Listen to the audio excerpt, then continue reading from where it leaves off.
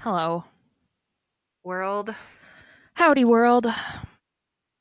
I'm not excited about this I know we're episode. both like, wah, wah. Before then, any fun things to talk about? Mm, fun things, fun things, fun things. I don't do fun That's things. true. Yeah. What do you got? Well, Kelsey and I went to a really nice restaurant for her birthday, and I ate escargot for Yeah. the first time. Ew. It was.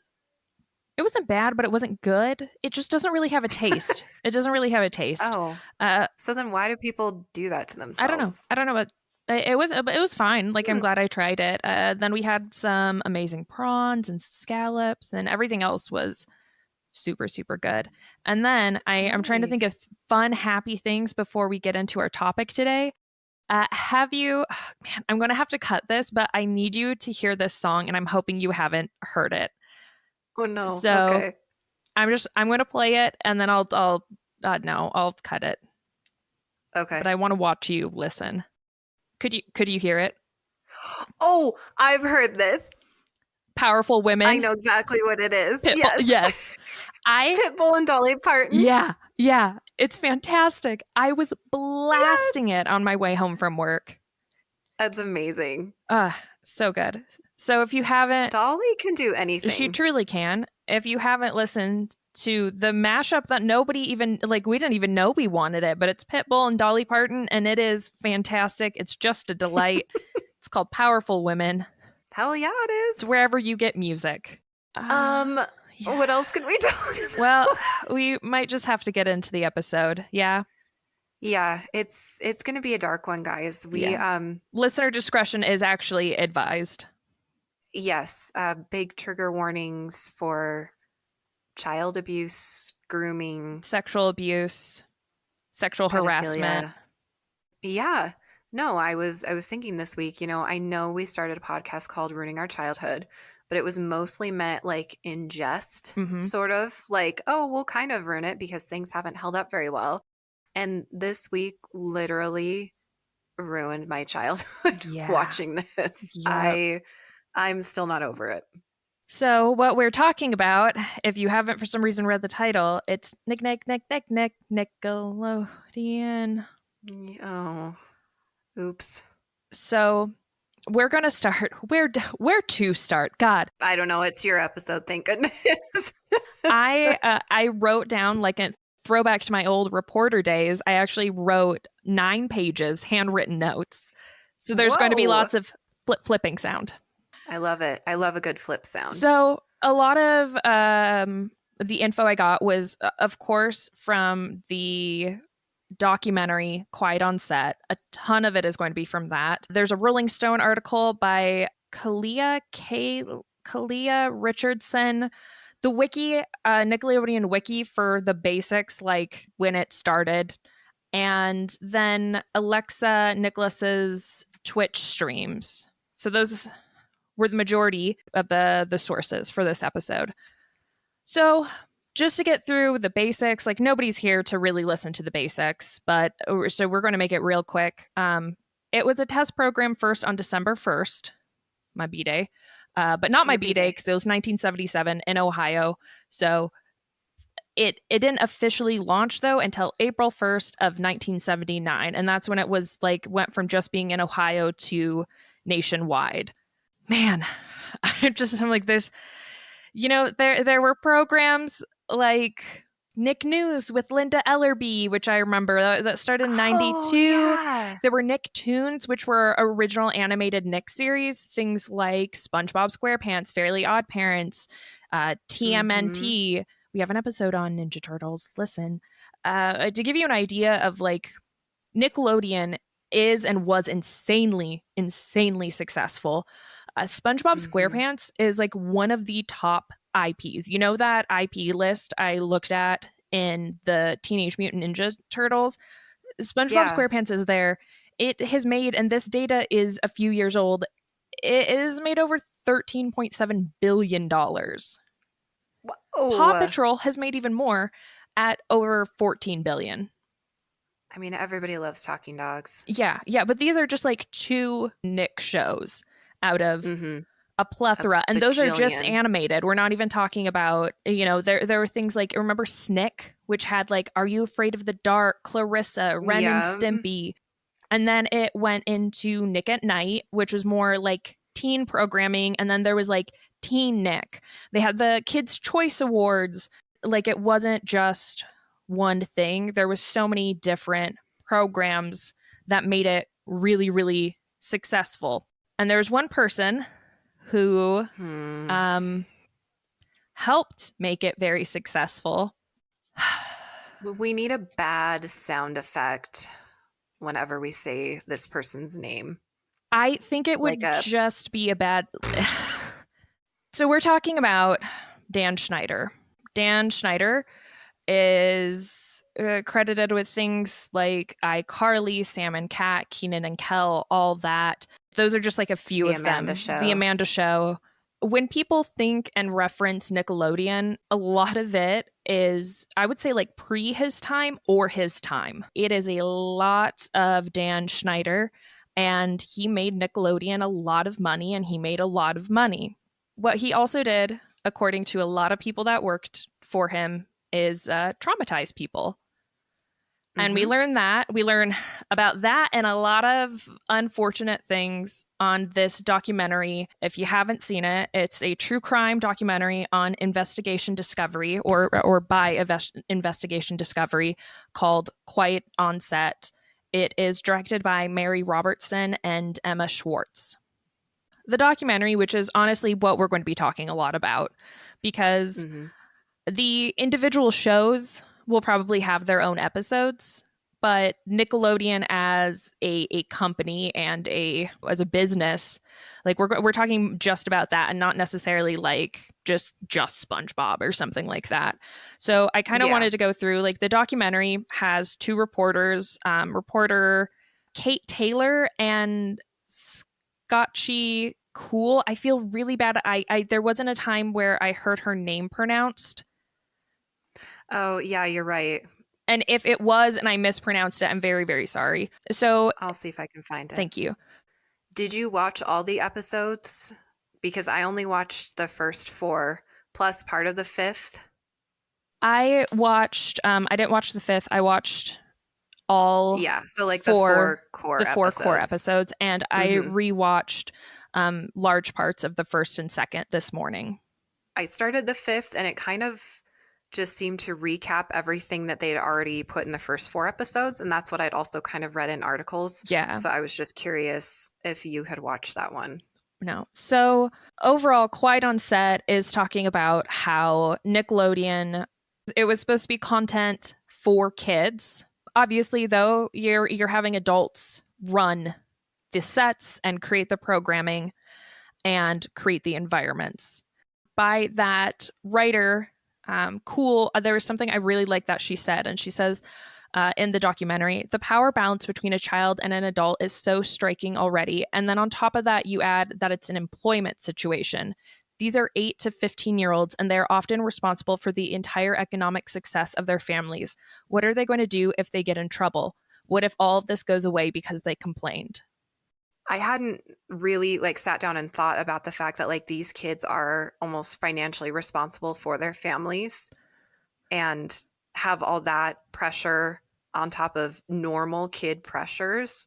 What really made me sick to my stomach is that I was thinking that your oldest, like, could you imagine if she was No. responsible? But no, like, could you imagine like the kind of pressure where it's like, hey, if she gets in trouble, like one, she's working full time. And then two, if she Right. gets in trouble, maybe mom and dad and her little sister are homeless because No. she's responsible for. And that just made me sick. And it made me think of, if you haven't read Jeanette McCurdy's, I know you have, but I'm saying this kind of to listeners. If you haven't read Jeanette McCurdy's I'm Glad My Mom Died, highly recommend it. It is very upsetting. Lots of trigger warnings abound, but it is phenomenally written.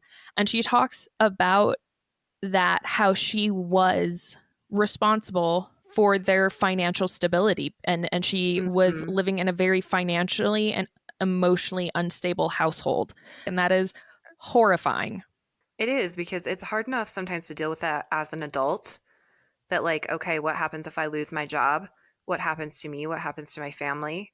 And I really can't imagine that pressure as a kid and that role as a kid. Yeah. And I think that's something that when I equate it with your oldest, like if your oldest wasn't going to school, if she had like school on set and the idea of her working like hours longer than I work Mm-hmm. it's just insane. And Yeah, then, it's bizarre. so you're already creating, as this writer very smartly points out, there's already this power imbalance, right? Mm-hmm. Because you have children who have all of these responsibilities, but they are beholden to the adults that they are working for, which is really strange to say about like child Right. labor. And some of the actors in the documentary talk about that briefly. I believe Yes. it was Brian Christopher Hearn, I think is how you say it. He was on All That when he was younger. And he kind of made this joke about, you would get asked, like, hey, can you guys work a little late? And he kind of makes this joke about being like, sure, mom, we're going to be like ignoring child labor laws, right? Yep. Okay. And I mean, again, like, what are you going to say? No, Exactly. Exactly. And they'll write you off the show. well, and he talks about being incredibly motivated. He talks about being in a really, really rough neighborhood, and his Mm-hmm. motivation as a child was to get his family out of that. And his mom Yeah. talks, I love his mom's name is Tracy Brown, and she Mm-hmm. knew things were fucked up right away. Yeah, And she did. he ultimately gets written out because he has a mother on set who is trying to protect him Mm-hmm. and be like, hey, this isn't right. And she's making, quote unquote, she's being a problem. And Right. one of the things she said that I really liked was like, why are we having adult jokes? Are you showing kids that Hollywood is a casting couch? The answer is yes, Yeah, apparently. and that's one thing. I feel like I'm jumping around where, sorry, if you haven't seen the documentary, this might be confusing. I'm going to try and back up a bit. In the documentary, there is a lot of blame placed on, what rightfully so, on Dan Schneider because he was writing a lot of jokes that he claims were for kids and in his quote unquote apology video states were for kids. And we'll get to that later. Don't worry. You watched that? I watched, yes. Oh It my was gosh. I couldn't bring myself to. I was like, I can't hear from it was this infuriating. human thumb. There are jokes like with the Amanda show where we thought the character's name was Penelope Tate and it's Taint. Oh my God. That blew my mind. I mean, of all the other things in this documentary that were like absolutely earth shattering, that piece, even as they were saying it in the documentary, I was like, that's not what her last name is. Never once in my kid brain did I think her last name was Taint.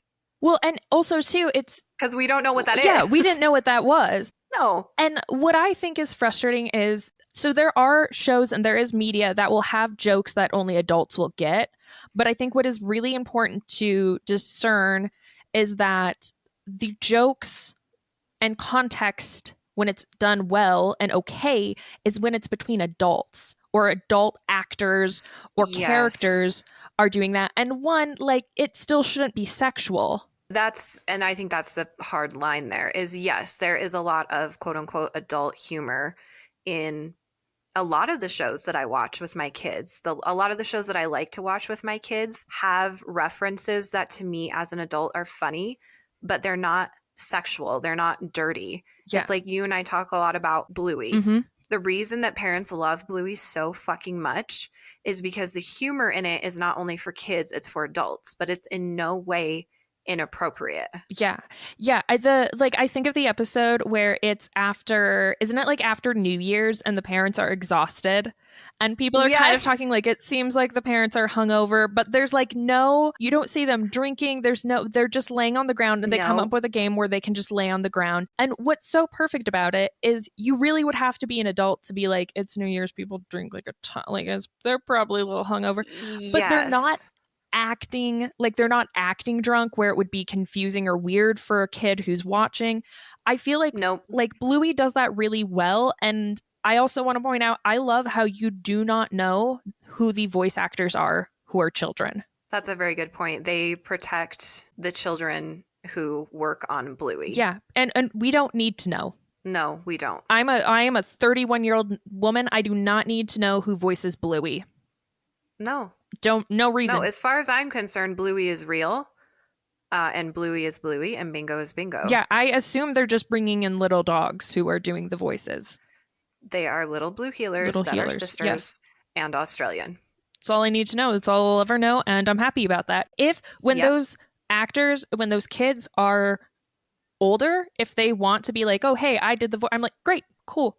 But like right now, because they have to be around the ages of those characters, I'm like, protect them. And I love that they're Yes. doing that. Here at Nick, it was not protect them. Oh my God, there are clips of, first of all, what's weird is I remember a lot of these things. I remember being kind of confused by them, and it is just thinking like, oh, it's this weird like esoteric humor and I'm just not getting it or something. And now I realize like a lot of the things I was confused by was because they were adult jokes, or like I picked up on it being weird but I didn't really understand it. I sometimes remember even being uncomfortable. Like I remember all the weird things with feet, and I just thought it was truly like innocent, like Nick is funny and feet are kind of gross, so they're like feet. And then you start seeing it's like Dan Schneider who's writing all these things that reference and use feet. And you're like, I hate that. Or the stuff squirting all the time over girls' faces, children. Yeah. And I remember the Zoe 101 one where, and it is the actor Alexa Nicholas. Her character can't get open like some kind of candy. Mm-hmm. And I'm pretty sure while I was watching that clip, because it shows in the documentary, the candy in the tube is pink, and then when it's squirted all over the child's face, it is a clearish color. Yeah, I was confused about that. I think it is in a lot of ways. Yeah, I think it is to make it more sexual. Which is insane. So did you watch Zoe 101 as a kid? Because I don't really remember that I one. did. Okay. It was towards like the end of when I was watching like Nick and Disney Channel. I did watch iCarly, but in a way where I was like a little too old. So like it would be more of like if I couldn't find the shows I preferred to watch and it was on, like sometimes I would watch it, but I definitely wasn't like talking about it with friends. Gotcha. Because I remember distinctly, like we watched all that, obviously. I remember as a family watching the Amanda Show. We loved it. And then we loved it. I know. And it hurts so much now. And truly like the Penelope Tate thing, I can't get over. And it's just such a great example of like, as a kid, not knowing what that was, my brain and your brain automatically just corrected it to something that made sense.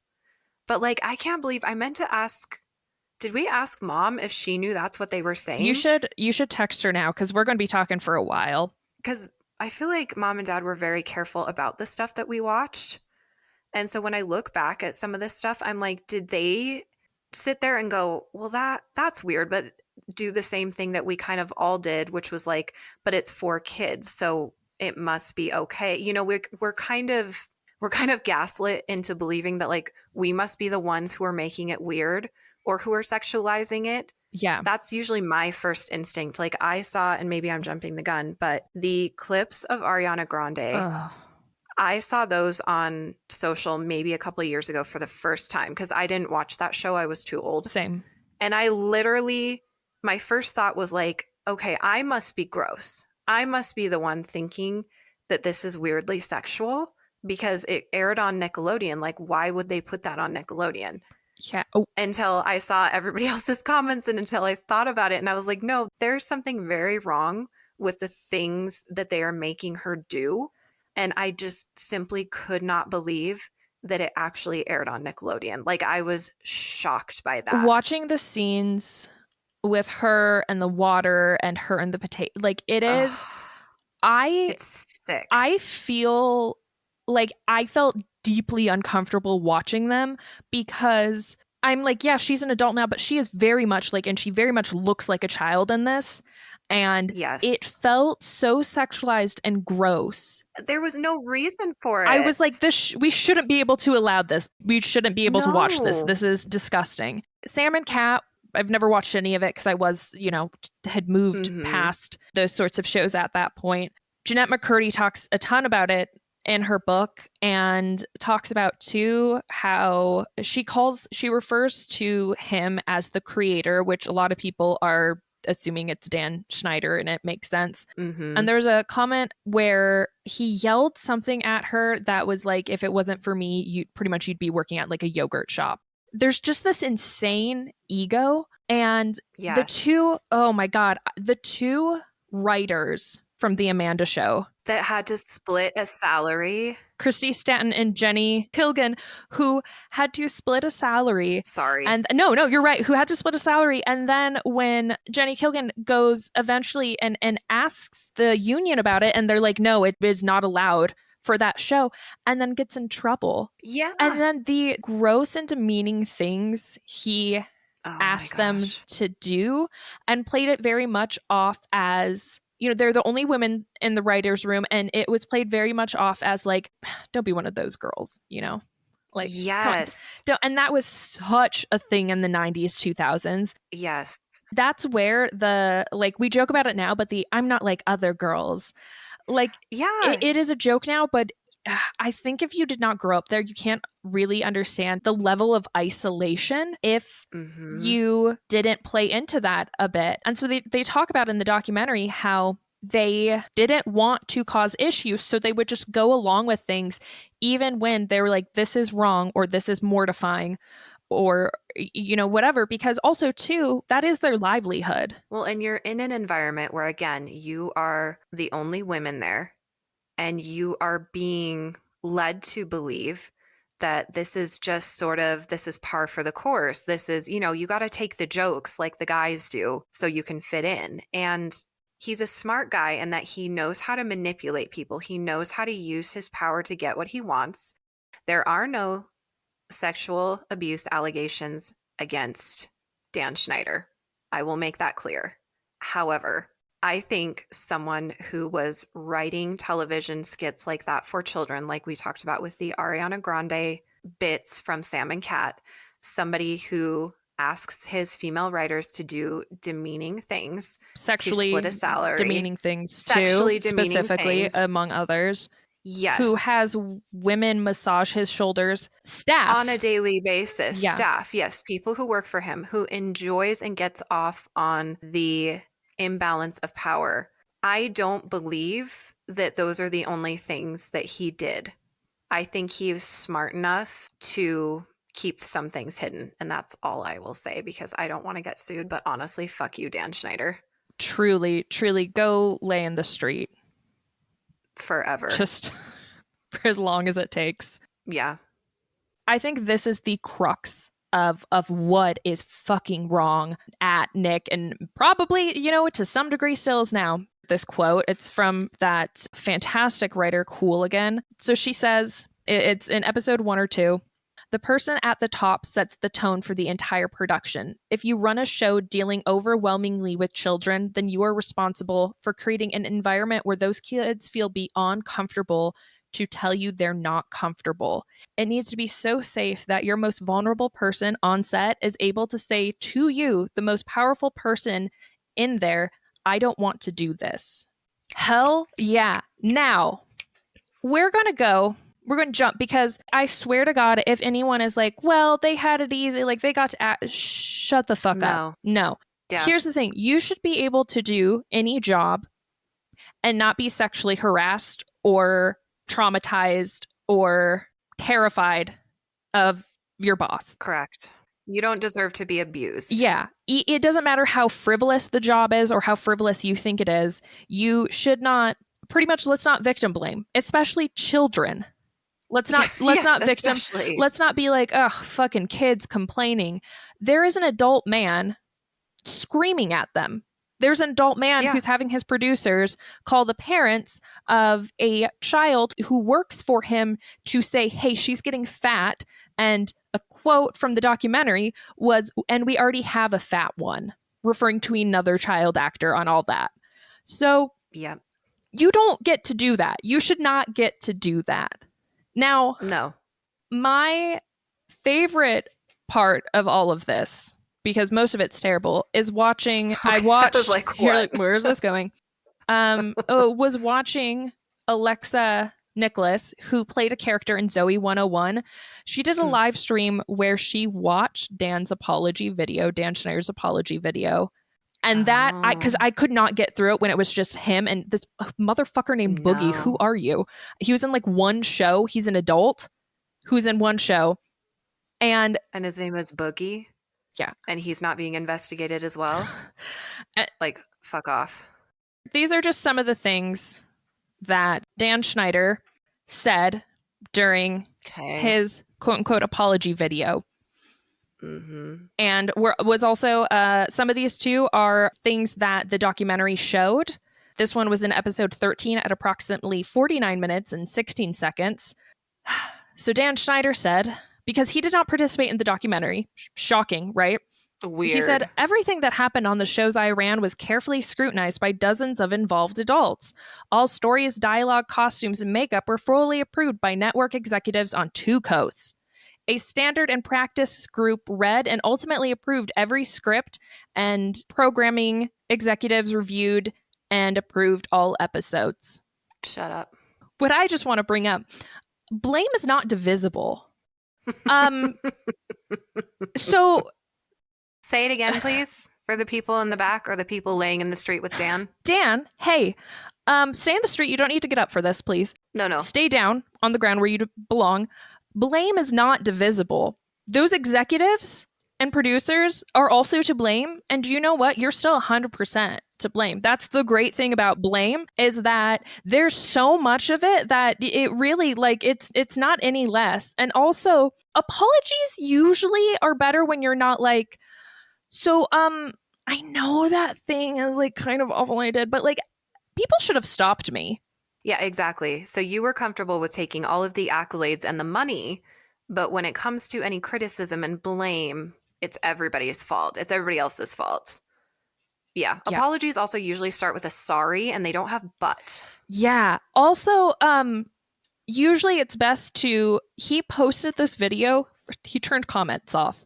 He posted it onto his own YouTube video. And I'm like, you know what's fascinating is like, you can obviously get a hold of all of the people here. But instead, you waited until this came out and then said sorry publicly, but tried to limit any criticism you could get back. And what I love is, the only thing I love from his apology video is Alexa responding to it. Because something too, she said, that I think is really important, because she refers to him as a predator, and he is. And she's like, predators aren't just like, they're not just people who commit sexual assaults. So in his apology video, he does try and really spread the blame around, and is kind of like, well, I didn't know that was inappropriate. If it was, you know, these other adults should have caught it. And if people were uncomfortable with jokes, they should have cut it. They could have come to me and had it cut. I'm like, you yelled at children. You fired a 6-year-old. Like, right. Why are you putting things in there that you know are going to get cut or should get cut? Why are you doing that in the first place? Right. And here's a quote. Here's a quote from him. Jokes are written for a kids' audience because kids thought they were funny. Now we have some adults looking back at them 20 years later through their lens, and now they're saying, oh, that's inappropriate for a kids' show. No. And I have no problem with that. If that's how anyone feels, let's cut those jokes out of the show, just like I would have done 20 or 25 years ago. No. Cut it. Dan, no. I want my friends to be comfortable. I want everyone to be comfortable. Well, Dan, first of all, nobody's comfortable with your face. Second of all, no, this is not about feelings. This is not about things not holding up 20 years later. This is about accountability and you being called on your shit. And you're not okay with it, clearly. And you fucked up. And you knew you were being gross the whole time. That's what really... He knows that he's being gross. He gets off on putting kids in these situations. It's why he's a predator. And one more thing, just one more quick thing. Please, no, please. Go fuck yourself. just go this fuck part's yourself. really important. Yeah. Oh. Now, because we had to hear his stupid words, I'm going to read some more quotes from Alexa. Yes, please. So she talks about, she's like, predators do this, they try to figure out where the boundary is. And so she talks about how, you know, when it's talking about like him pushing the women who work for him and being like, hey, will you give me a massage? Or probably wasn't like, hey, would you? Probably was like, give me a massage. When he's doing those things, it's sort of like, it is not even what the victim will tolerate in this case. It is what people around him, people higher up than him, will tolerate. And he just keeps pushing that. Right. And then I have a couple long quotes from her, but I think they're worth reading. We get how you view women, by the way, Dan. You make them split salaries, pretend they're being sexually assaulted to read lines. She said essayed, but to make it clear. Like me, for example, boy crazy. I didn't have a mind at all. I was just boy crazy and dumb and didn't know how to play basketball. Cute. Grown man. We know what you think about girls and women, and what you're not taking accountability for is how you're hyper normalizing your archaic mentality onto the next generation. You're fucking it up for us all. And then her response when he was because he really like tried to highlight this, like, now some adults don't get it. It's 20 or 25 years later. She's just like, it's bad in any era. And she's right. Yes. Like, these weren't things that it's like, oh, they're a little dated. It's gross. Yes, it was always gross. Sexualizing children was not in the 90s and 2000s. Like, that should have been a, hey, let's not do that. Right. And then she says a little bit later, the escape of accountability comes with them putting it through the lens of like the era. It's like, no. It was bad every era, Dan. You can put it in any era. You're bad. No, and it's so true. And I think it's also that thing of like, that's what predators do, and that's what people who groom do. They, like she is saying, and like you mentioned, they try to find that boundary, but they also do it out in the open so that it makes you think that it must be okay, because why would they be doing it out in the open if it wasn't okay? Wouldn't they be trying to hide it? And it's such a like an evil, smart thing that they are able to do. They manipulate people who don't have intentions like they do into thinking that they must not have bad intentions. Yeah. And that is what happened with a lot of the parents on set. And it is really heartbreaking. It is. So what really, what you were saying about like it's happening in front of people, I sort of feel like it's manipulating the narrative of like what's happening. Because it's like, well, I had there were so many people looking over this. If it were wrong, it is so frustrating that this is not an apology of video. No. This is a trying to cover his ass video. And Alexa ends up saying, Dan, I know what you're doing here, buddy. You're not that clever, by the way, just so you know. Remember, you wrote kids shows, right? Which made me laugh super fucking hard. And then she addresses him claiming he would have just cut things, and also trying to like spread the blame so less is on him. And her quote here is, "This was a culture you were creating and participating in." And talking about how he was friends with people at the top, and he was a cash cow. He was making Nick so much money. And what I think it comes down to this, she says, you're the adult, you should know the power dynamic. And talking about how it should have been like what? So kids and parents should have been the ones that came up to you and was like, hey, this kind of looks like something you would see in porn. Could you not with children? They shouldn't have had to. No, not at all. That should not have been their responsibility. There shouldn't have been anything in there that would insinuate that in the first place. Yeah. Yeah, he's a monster. He's a joke. We've talked about some of the sexism, some of the abuse. He also wanted to talk about how he was like super amazing about diversity. Sorry. Yeah, right? Hey, he had a show and there were some Black actors, okay? You know what? You're right. I'm sorry. Now, don't ask what some of them felt like. No, not at all. Or what any of the girls and women who worked for him felt like. No, definitely don't do that. I'm sure he's a feminist too, right? Jesus Christ. So what I'm talking about is, God, I felt horrible for some of the kids, now adults, who were talking about their experience on All That and the Amanda Show. Yeah. it made me sick. And one of them, I talked about him earlier, Brian, talked about how he goes, Dan had a nicer relationship with some of the other white kids. I didn't feel close to him at all. And later said, my time on Nickelodeon played a big part in how I dealt with and still deal with racial issues. And his mom pointed out that one of the first sketches he did, he was pretending to like sell Girl Scout cookies, but it was definitely like a kid selling drugs. And she was just like, Oh, really? The black yeah. kid? Of course, that's the black kid who is going to be the dealer. And she was the mom. Tracy, I loved all of the Mm-hmm. points she brought up and how she really tried to point out, like, this doesn't feel right. This is not okay. And even his agent was like, Tracy, shut up. And it really harmed their relationship. Because at the time, you know, you're a kid and you're seeing your parent interfere with your career and Right. you already have all of this pressure on you. It just makes me sick. And that's not the only relationship that was like parent-child relationship that was hurt on set. Before I get to that, though, I want to, because I wrote some other comments down. I think it's just important to read them because I want to talk about the other people who were really brave and appeared in especially like these first few episodes. So there's Katrina Johnson from all that.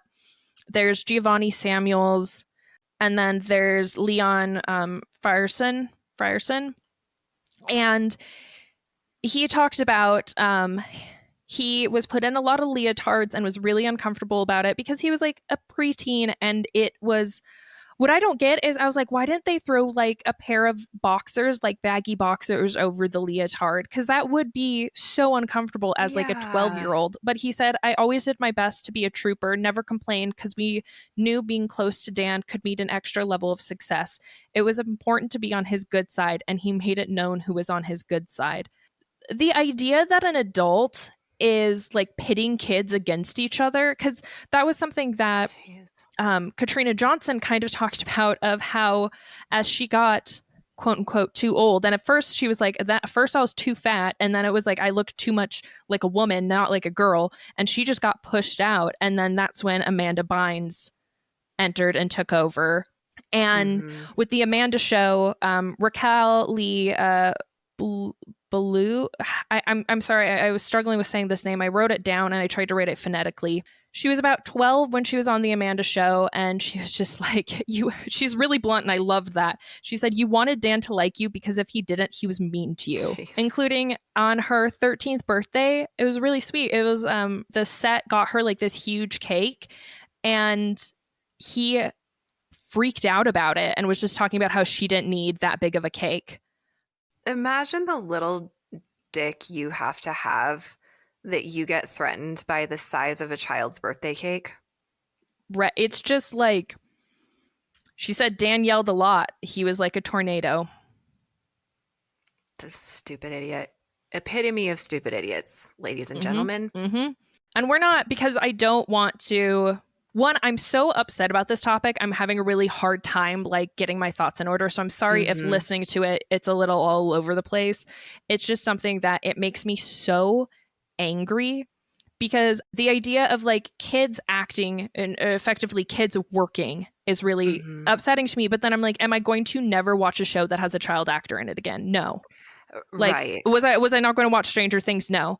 And so it's like something that I really struggle with. And then knowing that this is how these shows that I watched as a kid and got a lot of joy out of, they were being fucking yelled at for having too big of a birthday cake because they're not the star, is what I'm gathering, and they didn't quote unquote like deserve it. Right. And then thinking about how like we love the Amanda show, and apparently it was like at first it was good, but then thinking about what Christy and Jenny experienced. Oh my gosh, I know. And he legit, like, I think it was Jenny who had said that, it said women couldn't be funny or didn't think women were funny.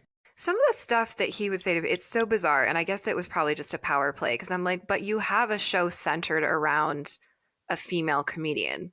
So like some of it was just weird to me, but I feel like it was probably just like a way to undermine people and make them feel small to say things like that. I don't know. think so. I'm just like, I don't understand you, Dan, and I'm glad. Think with, and this is just my opinion, I think with Amanda Bynes, And one of the things, whenever I've thought about like the child star who I am like the most sad about, it is her talent and like Oh, she was amazing. Phenomenal. And I'm not like Incredible. phenomenal. The comedic timing and the level of control she had Yes. at such a young age, I feel horrible about the very rough, made some not great decisions. And I think there are probably things that have happened that we do not know about in her life. But I remember just as a kid being, and kind of as I got older, and then I was like, what happened to Amanda Bynes? Being like, because I could not wait to see what she would do, because I think she could have been huge. And I hate what Hollywood did to her. And I'm not saying she's not completely like, you are responsible for your actions, but also I think this is a very unique situation. But anyway, sorry, rambling. I'm so mad. I think that even though she was, God forbid, a girl, I think that Dan Schneider saw that kind of talent that he does not have, and knew that she could be a huge ticket for him. Very true. I also think it made him feel important that somebody who was so talented was close to him. Yeah, no, I think you're absolutely right. 100%. Because I think ultimately there are those people who are narcissists but also hate themselves. Right. And I kind of feel like he must be one. If he isn't, he should at least hate himself. You should hate yourself, Dan. He definitely is a narcissist. But I'm like, if you haven't gotten on that second part, like definitely jump on board there. Because it seems like you haven't had enough self-hatred. We need to go back around to that point. Because I think his self-hatred propelled him into narcissism. Like most of us, it just like, we're like, I'm going to be funny instead. Or like, right. I'm going to like try and achieve my dreams and not crush people beneath me. But he was just like, I'm going to boss children around. And like, it's always, that's the thing. It is always people he has a lot of power over. And with him and how he treated female writers, it also is another power dynamic, because in that time period, it was, I mean, it's still hard to be a woman in that industry, but even worse then, they talk about it, especially in comedy. Right. So they were already very disadvantaged and very isolated. And I think he particularly picked on them. It maybe also had to do with them being women, but I also think it was just like knowing that they did not have allies. No. Sort of like kids. Like there was very little, and I'm not sort of like kids. That's infantilizing. I think that the reason he picked on them in part, and the reason why he would be brutally mean to children, I think it goes down to like who is the most vulnerable. And when it is the 90s and it's a comedy writer's room of all men except 2 women, and this is their first like really professional writing job, like if you're a horrible person, you're like, I can take advantage of that. I can just keep pushing. I can keep pushing boundaries. And also, who's going to call me on it? No one. No. And you make them feel like, well, you're lucky to have even gotten this job. Yeah. So why are you complaining? Exactly. We're going to unfortunately go back to his stupid talking. So he said, because when Boogie, what the fuck, bro? Okay, first of all, he was on like one show. So this is what, Dan's only friend? Is this? Yeah, apparently. Okay. He was on like one show, and watching him interview was infuriating, because this was so rehearsed. This was so rehearsed beforehand. So he brings up, he's like, okay, now let's talk about the split pay thing. And Dan says that he doesn't handle pay. Now, look, maybe he does not. But then, you know what's really interesting? Because Dan Schneider says he doesn't handle pay. So like those 2 writers having split pay, it wasn't up to him. He had no idea. You know what's really weird, though? He says he doesn't know the salaries of his writers even. But then he also goes to list all these other writers who had split salaries on shows that he worked on. So I'm like, Dan, you dumb fuck. If you're going to lie, you rehearse this. And you didn't rehearse that. Like, you didn't catch this part. God damn it. So you don't know people's salaries. You're not in charge of it. But you also know all these other writers who worked for you. You know that they had split salaries. They weren't just women. Sounds Which about is right. it? Which is it? God.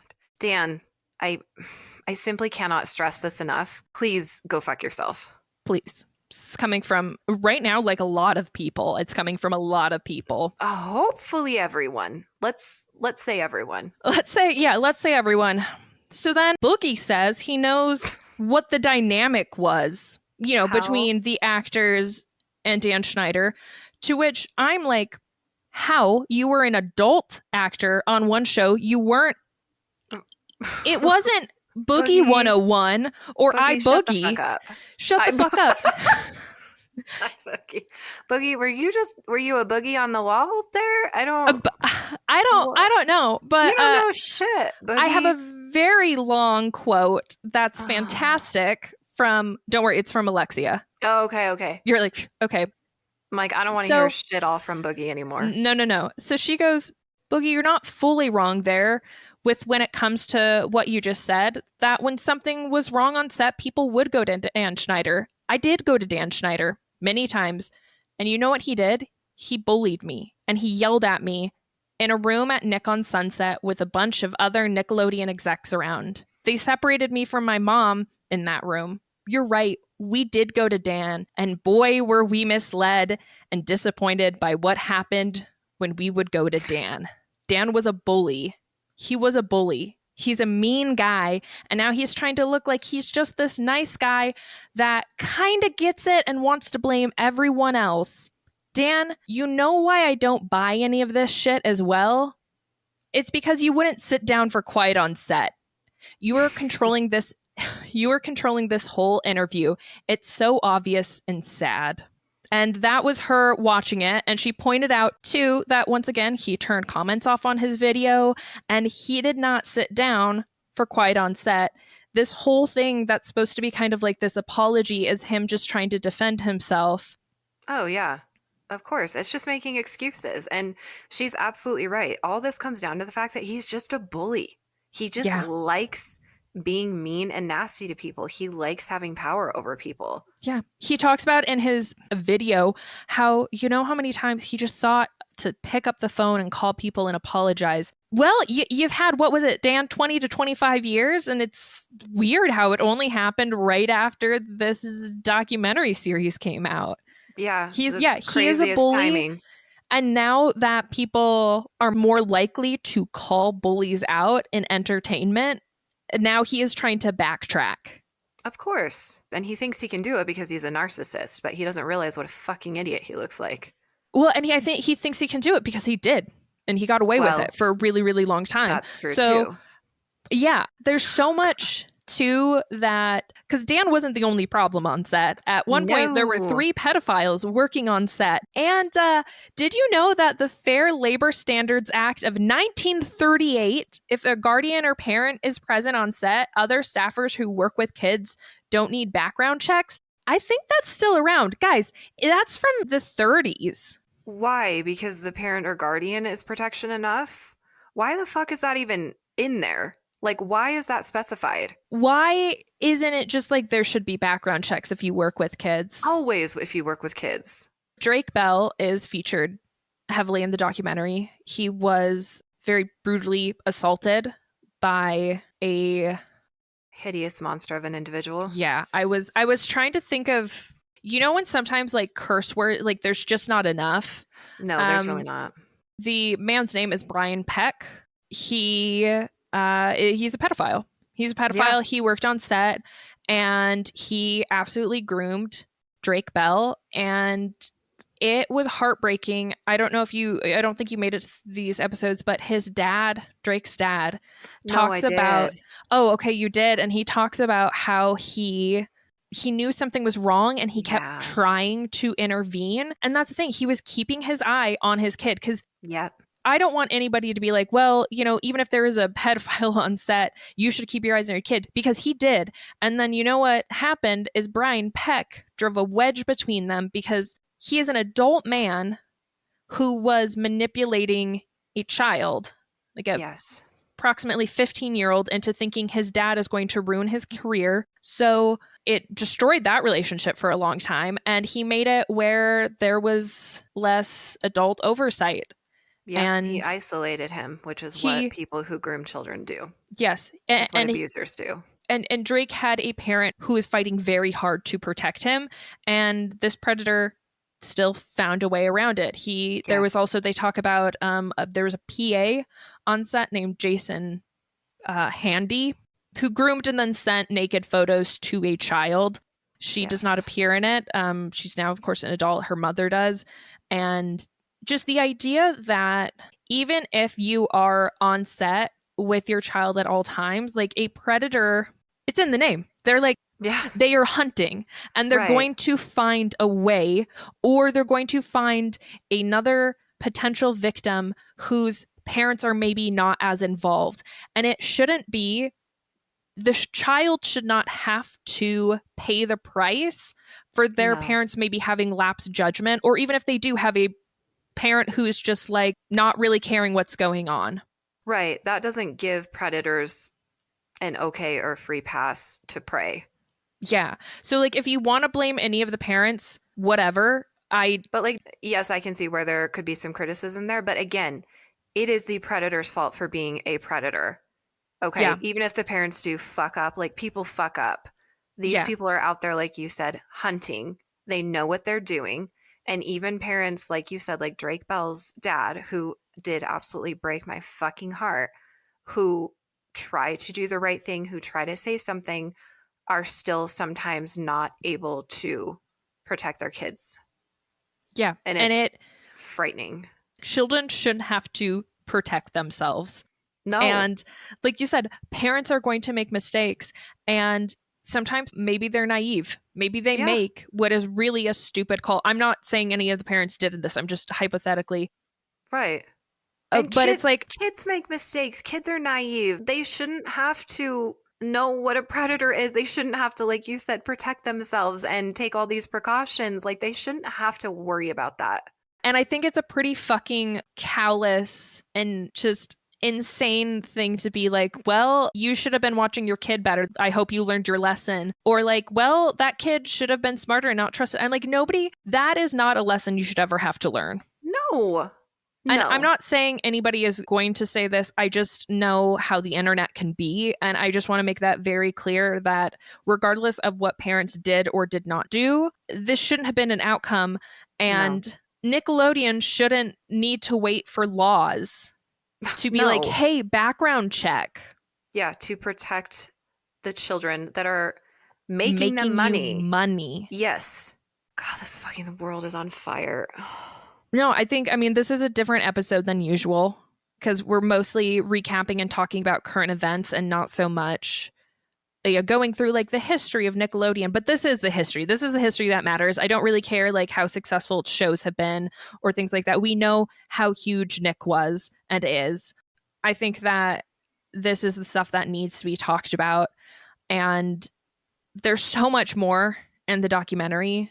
If you can handle it, I would say watch it. It's really important. We definitely have not gone over all of the accusations and all of the awfulness. There's some things that I left out because I didn't want to, what's that when it feels like you're just saying something to like take advantage and make a big, it starts with an E, I think. Oh, shoot. I know the word you're thinking of, but I can't.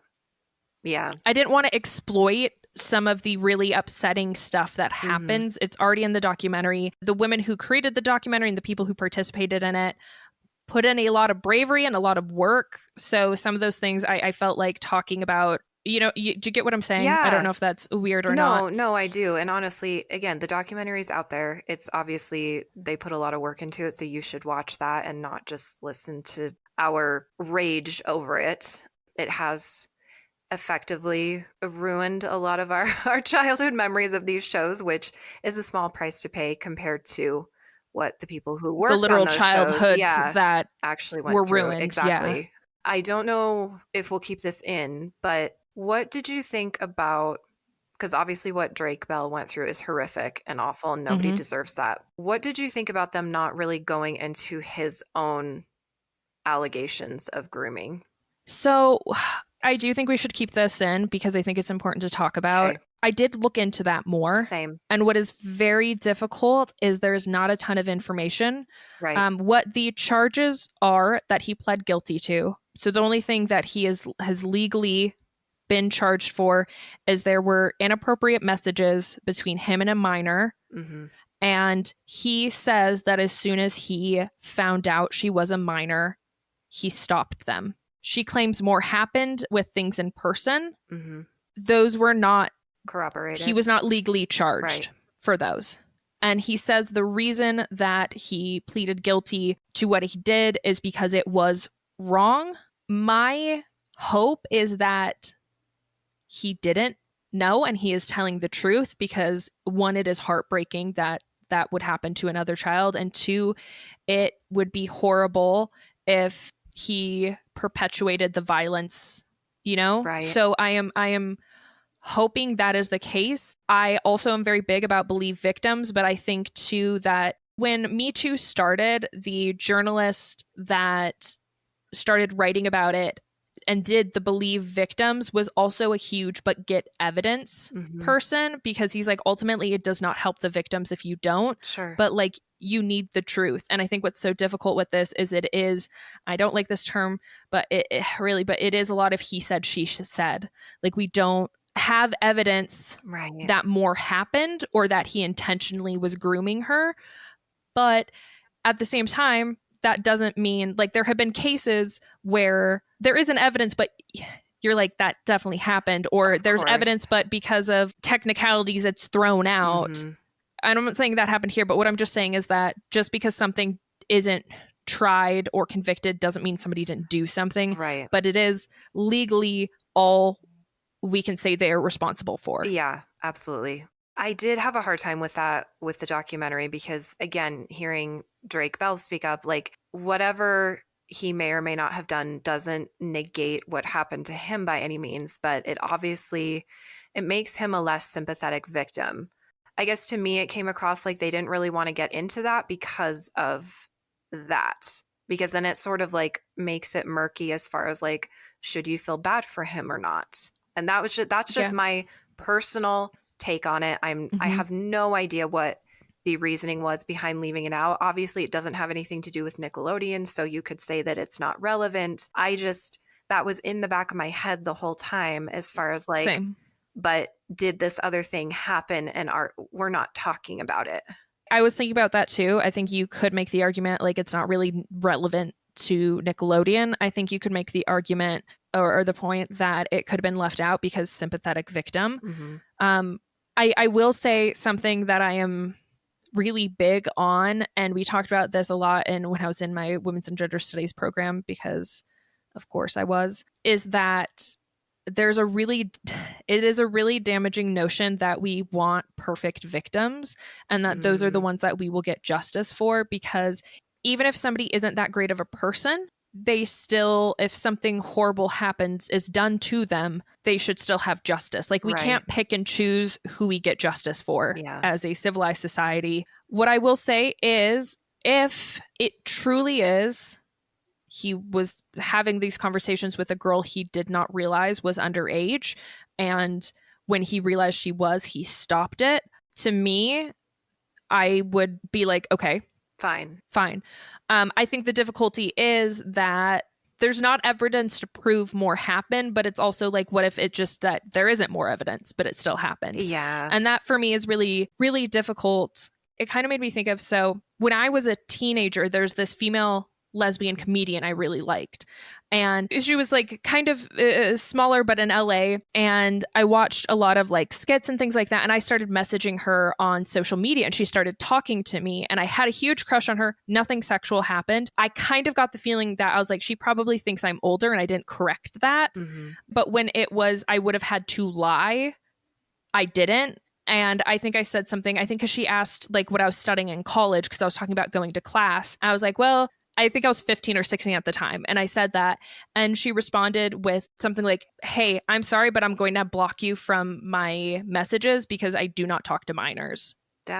And that's good. Yeah, no, I think that was the appropriate response. But the reason I'm bringing that up is if there's the argument of like, well, how didn't he know? I was like, well, she was in her mid to late 20s talking to a 15, 16-year-old and didn't know until I told her. Yeah. So that is why I'm being very, very careful with my feelings about this. But to be honest, I'm like, I don't know what I feel. Yeah, What I am sure about is what happened to him was an atrocity and it should not have absolutely. happened. 100%. I don't really know where to go from there Yeah. other than just I can focus on that part. I will be more inclined to believe him if there are no other allegations against him because predators don't just tend to strike once. Mm-hmm. So, yeah, I don't know, but I guess like ultimately I don't listen to his music. I'm not a fan of his. I'm not having to choose between like, do I boycott his stuff or not? Because I just effectively am already. Because I've not. I mean, when I was younger, my childhood friend, and I loved Drake and Josh. Okay, I wasn't sure if you'd watched that one. I didn't Yeah. watch it. Oh, loved it. Loved it. But after that, I grew out of it and whatnot. So. Mm-hmm. I mean, I think it was a very brave thing to do to talk about that because that would be not that it should be embarrassing, but it would be, I imagine, and just really hard to do. Of course. And so that is the part I can talk about confidently is my feelings on that. Definitely. I think we can all agree that Brian Peck is an absolute monster who somehow managed to get less than 2 years of jail time for the horrible things that he pled guilty to them, did he not? Or pled no contest? Yeah. Yeah. And then he got hired again. Yeah. On Sweet Life of Zach and Cody on Disney. So And it was the good job, I Disney. can't remember their names, but I think it was the creators or executive producer. I don't want to blame the wrong people, but there was like this couple who their excuse was like, we asked Brian about it and he was like, oh, don't worry about it, it's handled. Like, definitely ask the person who's been accused of those vile acts. If pedophilia. Yeah. What are they going to say? They're going to be like, oh, yeah, no, definitely hire me for this kid's show. Huge pedophile. Like, what are they going to say? No, it's all about money. They just wanted to make their money. They didn't give a shit. Yeah. And they were friends with him, is what I'm guessing. And they're just like, whatever. And now they have come out and been like, we're like super sorry we did that. That is just how it is. Too late. Too little, too late. You made a stupid decision for probably equally stupid reasons. Enough already. Stupid, selfish reasons. Selfish, exactly. I will say something that Drake said that really did move me is when he's talking about having to testify and it's a sibling. He has like, 2 or 3 people on his side. Mom, his brother, and him. And then on Brian Peck's side, it's full of people. Mm-hmm. And I do think, I didn't write the quote down, but it was something to the effect of just how he will always remember that. Yes.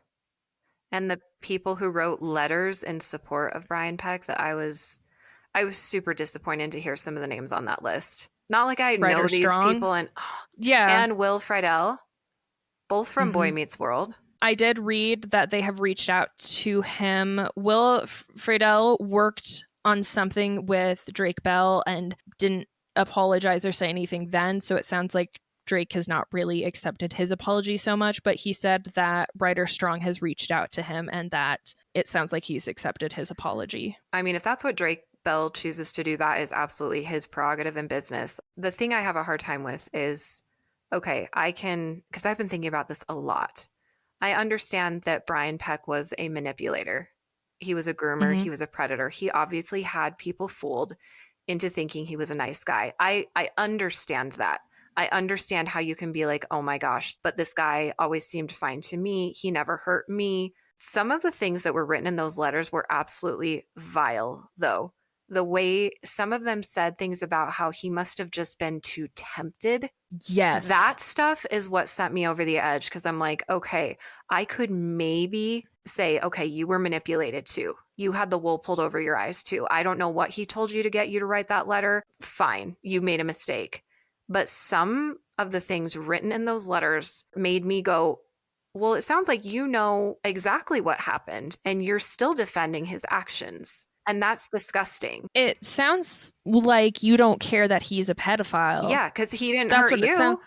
He was nice to you. When Drake's father is talking about how not only Brian, but like Brian Peck's friends are like, they're acting like, how they're acting is like your buddy is dating somebody. And I'm like, no, this is a child he's grooming. And they're all like tee-hee-hee about it and giving him inappropriate birthday cards. I have thought about this when there are accusations about somebody being a sexual predator, about somebody being a pedophile. And I think, how would I react if that was somebody I was really close to? I don't blame people when they don't speak out right away, because I also think that, like, if you are finding that out about a close friend or something, that would be devastating. You are not a main victim, but there is some trauma and some victimization there. Mm-hmm. And I don't like when people are like, blah, blah, blah was just accused of this. I can't believe that their best friend hasn't commented. And I'm like, it's been 6 hours. Like, their best friend is probably reeling and trying to piece things together. Right. I also am like, I don't blame people for that. I don't blame people struggling to even believe. But when you actively go out to support, and here's the thing too with Brian Peck, there was, I'm not going to call it pornography, because pornography is produced by adults for adults. Right. There were child abuse materials that were found. Yes. So that is something where if you were like, I don't know about these allegations, there were child abuse materials found. Right. So you're okay with that. Or you didn't care enough to even like check a little bit. Yeah, no, they're like, Brian's a great guy. I will guarantee you that if one of my friends was accused, I would sure as fucking hell be doing a lot of research. Mm-hmm. Right. And if you haven't done your research, then perhaps you shouldn't be writing any letters. Yeah, just a thought. God, that was disappointing. And I tried to reconcile it in my head, but I'm just like, I'm sorry. I feel like you were old enough to know better too, because at that time, those two in particular, and I hate to call them out, but I'm not the only one who is, they were in their 20s. Like, they weren't also teenagers, because had they been teenagers, I could again almost be like, okay, they had no idea. They were probably groomed as well. You know, that sort of thing. Like, kids make dumb decisions. Maybe they don't know what that means. Maybe they think he really was just like with a younger man, quote unquote, and they were in a relationship and whatever he tried to spin to them. But it's alarming and it's frustrating. And I feel like the only reason they issued a statement before the documentary came out was because they were notified that their letters were going to be unsealed. And at the same time, I'd probably be mad if they hadn't said anything. So it's kind of a lose-lose situation there, but I don't know. Apologizing sincerely takes a lot of humility and a lot of courage. And I think it is a skill more adults need to develop. We need to be better at apologizing and admit you were wrong, and also reach out to the person privately, and maybe don't wait until after you've been made to look bad. Well, exactly. Yeah. Putting out a PR statement just bugs me, but I also feel like people like that will eventually hopefully get their comeuppance. So I know we've been kind of all over in this episode. We have a lot of feelings. Yeah. It was rough. I honestly, like, I wrote lots of quotes and little notes, but I didn't structure it just because honestly I was struggling with how to structure it. And I didn't want to feel like I was just ripping off the series by just going through it and recapping it. Yeah. 1, 2, 3. So I hope people could still follow the train of thought. And you know what? Nick said that they have put in safeguards to protect children. And I would love to know what those are. Yeah. If they're there, like if you have a policy, could you maybe just like post that somewhere? Blast it. Yeah. Yeah. Blast it out there. Sounds like it's ready to go and it's been in place. So it should be super easy for you to pull that PDF up and just put it on social. That'd be great. Also, like, what I would love to know is, you know, that like 1938 a whole little bit where you don't have to do background check. That seems like a really awesome safeguard you guys could have, even if like the law doesn't require it. So I am so sure that you did that, and you did that years ago, I bet. Yeah. So I would love to see that, Nick. Would love to. Let's see the receipts, please. Yeah. And then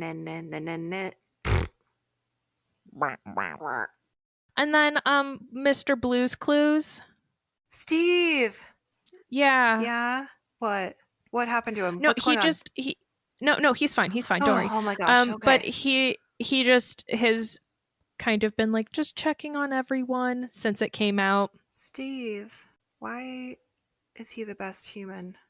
I'm just impressed with everybody just really having the courage to address this. And once again, the two writers from the Amanda Show, when Jenny ends up calling Christy and is pretty much like, I'm a Sue, would you? Yeah. I actually screamed and was like, fuck yes. Yep. Like, I don't know what they're doing now, but I hope they get another chance because they were obviously talented and their careers were ruined. Plus, another thing I just want to say, just Dan, women not being funny. I don't know if you heard of this 90s comedian, still comedian now, named Karen Kilgariff, but she's pretty funny. And she happens to be a woman.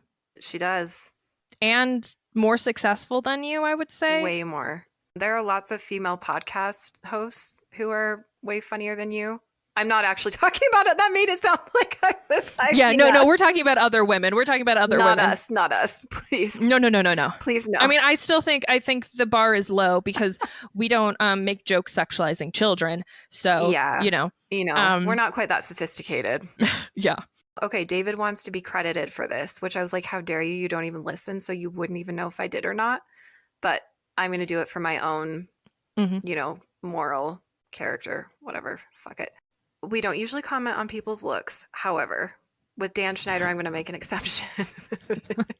He was watching this with me and he goes, Dan Schneider looks like the villain from No Country for Old Men gained a bunch of weight. And he does. It's the hair and them bangs. Them bangs. And it's not a compliment. Mm-mm.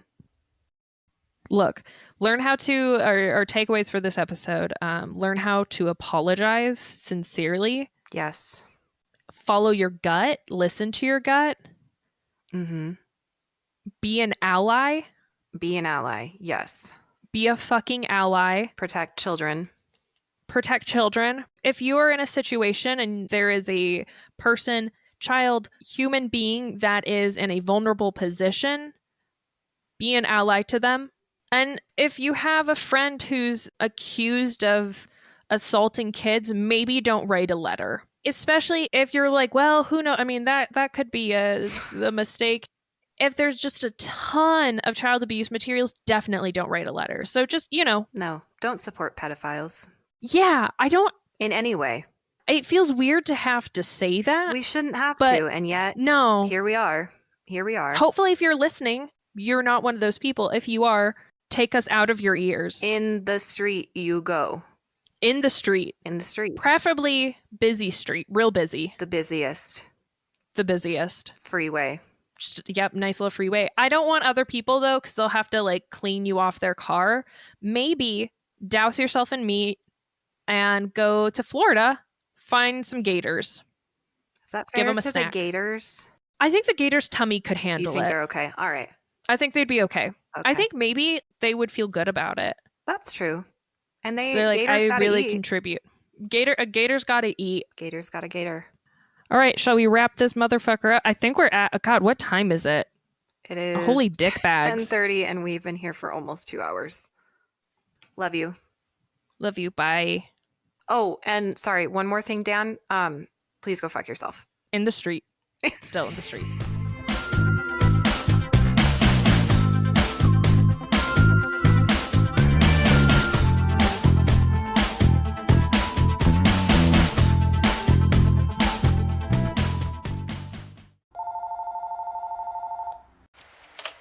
You've reached Sid and Riley. We can't come to the phone right now, so leave a message after the beep. Ruining Our Childhood was filmed in front of a live studio audience. Psych. But it is produced by us, Riley and Cassidy. With music by Joseph Tuna Medish. You can follow us on Instagram at Ruining Our Childhood Pod. Or send us an email at ruiningourchildhoodpod@gmail.com. Support the show through our Ko-fi account, ko-fi.com/Ruining Our Childhood Podcast. Later.